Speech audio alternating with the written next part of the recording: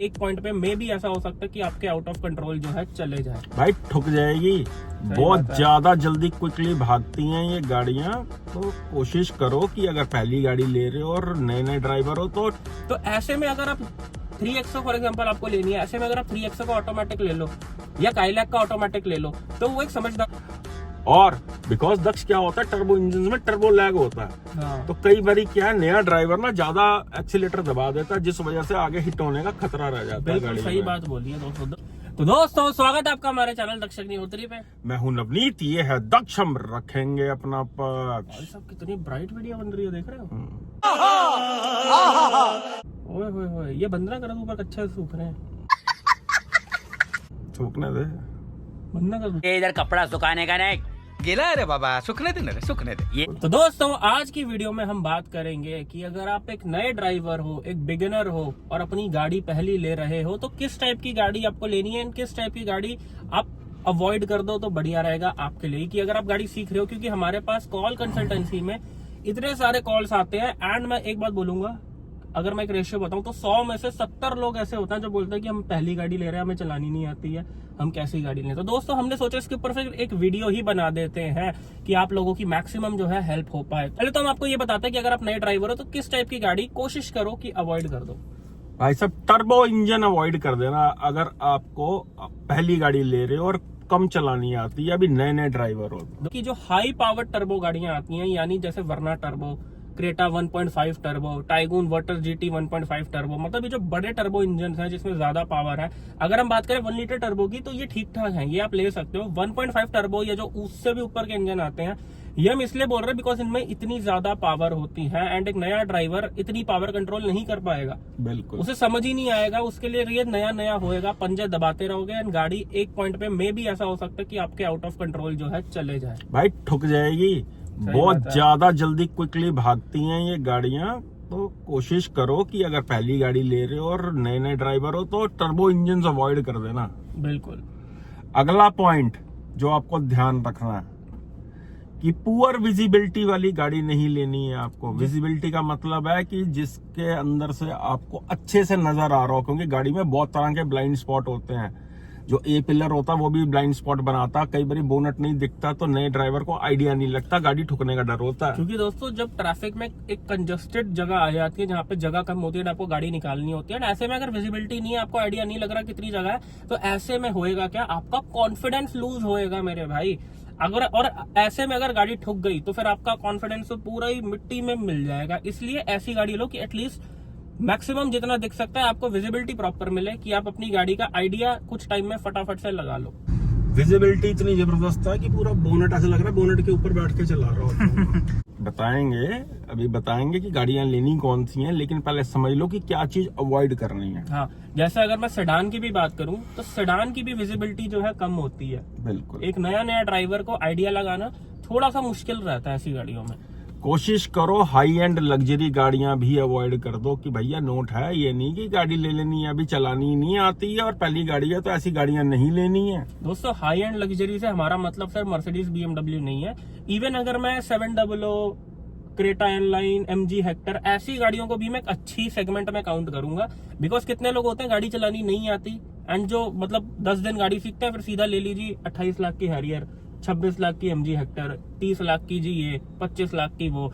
तो दोस्तों लेने को आप ले सकते हो, कोई दिक्कत नहीं है, लेकिन बस होता इतना है भाई, जब नई गाड़ी ठुकती है ना तो गाड़ी से ज्यादा भाई दिल पे चोट लगती है।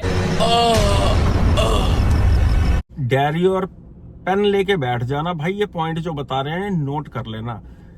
गाड़ी वो लेनी है जिसके अंदर हिल होल्ड असिस्ट और ट्रैक्शन कंट्रोल हो, बहुत जरूरी है। हल्की सी भी अगर चढ़ाई आ जाती है और गाड़ी अगर पीछे जाती है तो भाई आपका कॉन्फिडेंस बहुत ज्यादा लूज हो सकता है। ऐसे में अगर पीछे वाली गाड़ी ठुक गई तो फिर तो आप समझो एक मुसीबत भी क्रिएट हो सकती है एंड आपका अपने ऊपर से विश्वास ही उठ जाएगा कि यार मुझे चलानी नहीं आती। अगला पॉइंट दोस्तों की ज्यादा पुरानी सेकंड हैंड गाड़ी नहीं लेनी है आपको, क्योंकि क्लच प्लेटें खत्म हो चुकी होती हैं गाड़ी की, ज्यादा रेस पे उठती है, गाड़ी बंद हो जाती है आपका कॉन्फिडेंस लूज कर देगी। दोस्तों ये बात आपको कोई नहीं बताएगा। लेने को आप ले सकते हो कि पुरानी गाड़ी ठोक बजा के आपने सीख ली, 10 जगह से ठोक दी, फर्क नहीं पड़ता। लेकिन इसका जो सबसे बड़ा डिसएडवांटेज है वो ये है कि अगर पुरानी पेट्रोल गाड़ियों की हम बात करें, इनमें ज्यादा रेस देके जो है उठानी पड़ती है as compare to brand new petrol गाड़ी या डीजल गाड़ियां, उनमें टॉर्क कितना होता है। तो ऐसे में गाड़ी स्टॉल होने के चांसेस, स्टॉल मतलब पहले गियर पे बंद हो जाने के चांसेस जो है बहुत ज्यादा हो जाते हैं। ट्रैफिक में अगर आप हो, यू टर्न आप ले रहे हो, आपसे गाड़ी बंद हो गई, भैया जाम लग जाएगा, हॉर्न पे हॉर्न बज जाएंगे, तो ऐसे में गाड़ी सीखने की जगह आपका कॉन्फिडेंस कम होते जाएगा कि मेरे से गाड़ी ही बंद हुए जा रही है। यार कोशिश करो कि अगर आपने गाड़ी सीखनी है ना तो ड्राइविंग स्कूल वालों की गाड़ियां ठोक बजा के सीख लो। दोस्तों अगली चीज आपको एक चीज ध्यान में रखनी है कि अगर आप मैनुअल गाड़ी ले रहे हो तो कोशिश करो क्लच बहुत ज्यादा हैवी या बहुत ज्यादा टाइट ना हो। ऐसे में क्लच आपका जितना ज्यादा लाइट रहेगा उतना ज्यादा आपको गाड़ी चलाने में मजा आएगा। अगर मैं कुछ गाड़ियां बताऊं हैवी क्लच वाली, तो XUV 3XO का क्लच बहुत हैवी है, स्कोडा की काइलक का क्लच बहुत हैवी है, बिल्कुल। या डीजल गाड़ियों का क्लच, जो बड़ी गाड़ियां होती है 700 वगैरह, इनके क्लच हैवी होते हैं बिकॉज बहुत ज्यादा टॉर्क होता है इंजनों में। तो ऐसे में अगर आप 3XO फॉर एग्जाम्पल आपको लेनी है, ऐसे में अगर आप 3XO का ऑटोमेटिक ले लो या काइलैक का ऑटोमेटिक ले लो तो वो एक समझदारी वाली चॉइस बन जाती है। अब अगर मैं बात करूं जिन गाड़ियों के क्लच लाइट रहते हैं, हुंडई की कोई भी गाड़ी आप ले सकते हो मैनुअल में, किया, मारुति की कोई भी गाड़ी आप ले सकते हो मैनुअल के अंदर, इनके क्लच बहुत ज्यादा सॉफ्ट देखने को मिलते हैं। अब आपका क्वेश्चन होगा भाई कि हमारी पहली गाड़ी है कि हम ऑटोमेटिक लें या मैनुअल लें। दोस्तों इसके ऊपर वैसे तो हमने एक वीडियो पूरा डेडिकेटेड बना के डाला हुआ है, लेकिन देखो ये आपकी अपनी पर्सनल प्रेफरेंस पे भी डिपेंड करता है एंड आपके बजट पे भी डिपेंड करता है। मैनुअल गाड़ी ऑटोमेटिक से सस्ती ही आती है। आप अपना पैसा अगर सेव करना चाहो तो मैनुअल भी ले सकते हैं। मैंने देखा है कई लोग होते हैं कि मैनुअल ही लेते हैं बिकॉज वो मैनुअल पे ही सीखते हैं, तो उनकी प्रेफरेंस रहती है मैं मैनुअल ही लूं। जिन लोगों को नहीं आती उनकी रहती है कि मैं ऑटोमेटिक लूं। दोस्तों ये आपकी अपनी मर्जी है। अगर सिर्फ सिटी यूज है आपका, अब आपको गाड़ियां बता देते हैं कि कौन सी गाड़ियां लेनी है। दोस्तों कॉम्पैक्ट SUV आपके लिए सबसे बढ़िया ऑप्शन जो है निकल कर आता है, या फिर मिड साइज SUV भी आप ले सकते हो। रिकमेंडेशंस की बात करें तो ब्रेजा बहुत ही अच्छी गाड़ी है। पहली रिकमेंडेशन ब्रेजा और ग्रैंड विटारा एक नए ड्राइवर के लिए बहुत ही अच्छी ऑप्शन है। नेक्सॉन भी आप ले सकते हो, मैनुअल ऑटोमेटिक दोनों, बहुत ही अच्छी गाड़ी है वो। आपको कहीं से उसे चला के डिफिकल्टी ऐसा फील नहीं होगी। स्टीयरिंग भी इन गाड़ियों के लाइट है। पंच भी ली जा सकती है फर्स्ट टाइम अगर आप बायर हो, फ्रॉक्स भी ली जा सकती है गाड़ी जो है। मारुति हुंडई की गाड़ियां बहुत ही अच्छी हैं, ये आप ले सकते हो विदाउट एनी सेकंड थॉट, आपको कोई दिक्कत नहीं आएगी। किया को भी हुंडई में ही काउंट करो, अच्छी गाड़ियां हैं ये। 100 बातों की एक बात भाई है, बहुत लंबा नहीं खींचेंगे वीडियो को, निचोड़ बता देते हैं। फर्स्ट टाइम बायर हो तो टर्बो इंजन अवॉइड कर देना भाई, ठोक बजा दोगे, क्योंकि इतनी तेजी से पिकअप लेते हैं ये GDI इंजन जो होते हैं कि कई बार आउट ऑफ कंट्रोल हो जाती है गाड़ियां। समझ नहीं आता। गाड़ी वो लेनी है जो बिल्कुल प्रॉपर तरीके से आराम से पिकअप ले रही हो, लैग भी नहीं होना चाहिए। बिकॉज दक्ष क्या होता है, टर्बो इंजन में टर्बो लैग होता है। हाँ। तो कई बारी क्या है, नया ड्राइवर ना ज्यादा एक्सीलेटर दबा देता है, जिस वजह से आगे हिट होने का खतरा रह जाता है। बिल्कुल सही बात बोली है दोस्तों। ये बड़ी अच्छी बात कही आप। दोस्तों देखो वैसे क्या होता है, जो भी गाड़ी हम ले लेते हैं हम यूज टू हो जाते हैं उसके। कितने लोग ऐसे होंगे जिन्होंने इनोवा पे XUV 500 पे गाड़ी चलानी सीखी होगी। मैंने खुद दोस्तों XUV 500 पे ही गाड़ी चलानी सीखी थी बिकॉज घर पे उस टाइम पे होती हुई थी। तो कहने का मतलब ये है कि आपके पास जो गाड़ी होती है आप कुछ टाइम में यूज टू हो जाते हो, लेकिन हम आपको वो ऑप्शंस बता रहे हैं इस वीडियो में। हमने वो बातें करी हैं कि अगर आपने ली नहीं है, आप लेने जा रहे हो, तो क्या चीजें आपके लिए ज्यादा हेल्पफुल रहेंगी। अब तो खाली ये नहीं है भाई इस वीडियो के अंदर कि आप नए ड्राइवर हो, फर्स्ट टाइम बायर्स को इतनी एक्सपेंसिव गाड़ी नहीं ले लेनी है, क्योंकि आपको गाड़ियों का भी एक्सपीरियंस नहीं है।